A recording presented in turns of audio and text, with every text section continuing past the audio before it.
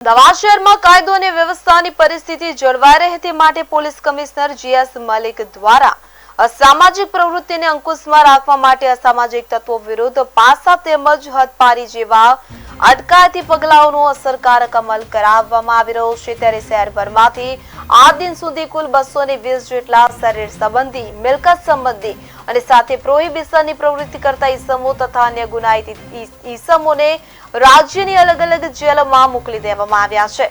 આ દિન સુધીમાં કુલ 24 ઈસમો વિરુદ્ધ તડીપારની કાર્યવાહી પણ અમલમાં લાવવામાં આવી છે। જે કામગીરીના ભાગરૂપે શહેરના સાબરમતી, સરદારનગર, કાગડાપેટ, શહેર કોટડા, સોલા, મેઘાણીનગર પોલીસ સ્ટેશન વિસ્તારોના અલગ અલગ અસામાજિક પ્રવૃત્તિ કરતા કુલ 9 ઈસમો વિરુદ્ધમાં પાસાની કાર્યવાહી કરી એક સાથે રાજ્યની રાજકોટ જેલમાં મોકલી આપેલ છે। તેમજ 10 ઈસમોને તડીપાર કરવા કાર્યવાહી હાથ ધરવામાં આવેલ હોવાનો હુકમ કરેલ છે।